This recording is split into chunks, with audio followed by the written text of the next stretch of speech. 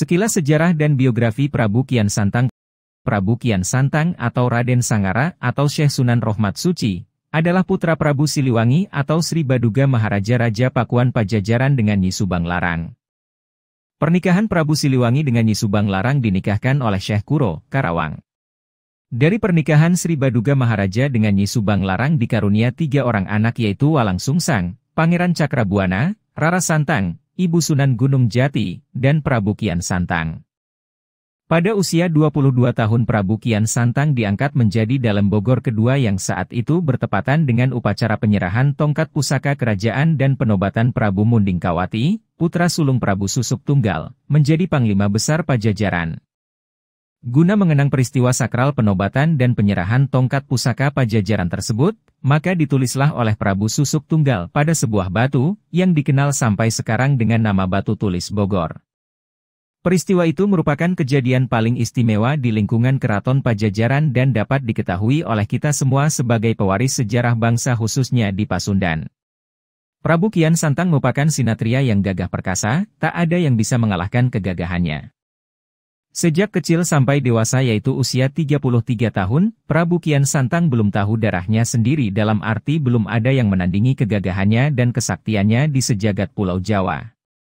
Sering dia merenung seorang diri memikirkan, di mana ada orang gagah dan sakti yang dapat menandingi kesaktian dirinya. Akhirnya Prabu Kian Santang memohon kepada ayahnya yaitu Prabu Siliwangi supaya mencarikan seorang lawan yang dapat menandinginya. Sang ayah memanggil para ahli nujum untuk menunjukkan siapa dan di mana ada orang gagah dan sakti yang dapat menandingi Prabu Kian Santang. Namun tak seorang pun yang mampu menunjukkannya. Tiba-tiba datang seorang kakek yang memberitahu bahwa orang yang dapat menandingi kegagahan Prabu Kian Santang itu adalah Sayyidina Ali, yang tinggal jauh di tanah Mekah. Sebetulnya pada waktu itu Sayyidina Ali telah wafat, tetapi kejadian ini dipertemukan secara goib dengan kekuasaan Allah yang Maha Kuasa. Lalu orang tua itu berkata kepada Prabu Kian Santang, kalau memang Anda mau bertemu dengan Sayyidina Ali harus melaksanakan 2 syarat. Pertama, harus mujasmedi dulu di ujung kulon. Kedua, nama harus diganti menjadi Galantrang Setra. Galantrang berarti berani, Setra berarti bersih suci. Setelah Prabu Kian Santang melaksanakan 2 syarat tersebut, maka berangkatlah dia ke Tanah Suci Mekah.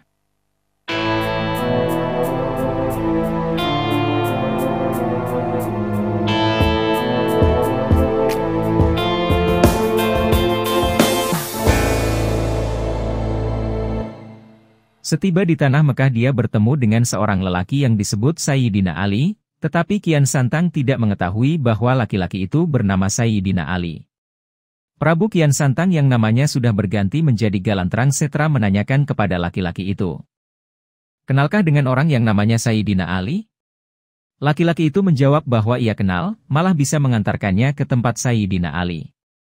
Sebelum berangkat laki-laki itu menancapkan dulu tongkatnya ke tanah, yang tak diketahui oleh Galantrang Setra. Setelah berjalan beberapa puluh meter, Sayyidina Ali berkata, "Wahai Galantrang Setra, tongkatku ketinggalan di tempat tadi, coba tolong ambilkan dulu." Semula Galantrang Setra tidak mau, tetapi Sayyidina Ali mengatakan, kalau tidak mau ya tentu tidak akan bertemu dengan Sayyidina Ali. Terpaksalah Galantrang Setra kembali ke tempat bertemu, untuk mengambilkan tongkat. Setibanya di tempat tongkat tertancap, Galantrang Setra mencabut tongkat dengan sebelah tangan, dikira tongkat itu akan mudah lepas. Ternyata tongkat tidak bisa dicabut, malahan tidak sedikit pun berubah. Sekali lagi dia berusaha mencabutnya, tetapi tongkat itu tetap tidak berubah. Ketiga kalinya, Galantrang Setra mencabut tongkat dengan sekuat tenaga dengan disertai tenaga batin. Tetapi daripada kecabut, malahan kedua kaki Galantrang Setra amblas masuk ke dalam tanah. Dan keluar pulalah darah dari seluruh tubuh Galantrang Setra.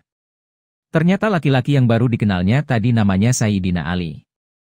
Setelah Prabu Kian Santang meninggalkan kota Mekah untuk pulang ke tanah Jawa, Pajajaran, dia terlunta-lunta tidak tahu arah tujuan. Maka dia berpikir untuk kembali ke tanah Mekah lagi. Maka kembalilah Prabu Kian Santang dengan niatan akan menemui Sayyidina Ali dan bermaksud masuk agama Islam.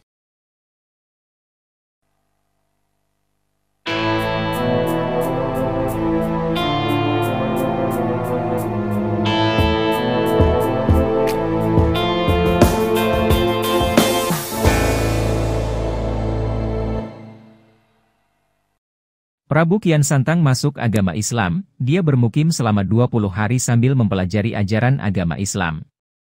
Kemudian dia pulang ke tanah Sunda, Pajajaran, untuk menengok ayahnya Prabu Siliwangi dan saudara-saudaranya. Setibanya di Pajajaran dan bertemu dengan ayahnya, dia menceritakan pengalamannya selama bermukim di tanah Mekah serta pertemuannya dengan Sayyidina Ali. Dalam Wangsit Uga Siliwangi dikatakan bahwa keturunannya akan menjadi pengingat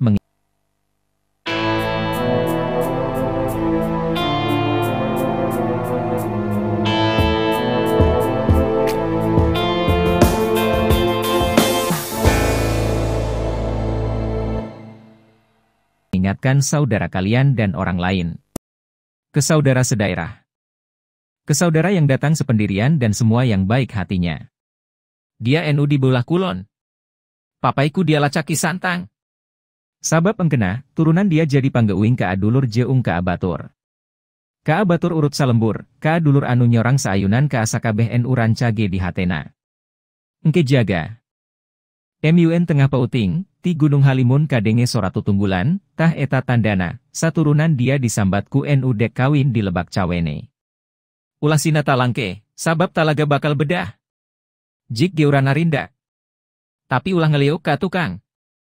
Artinya, kalian yang di sebelah barat, carilah oleh kalian Ki Santang.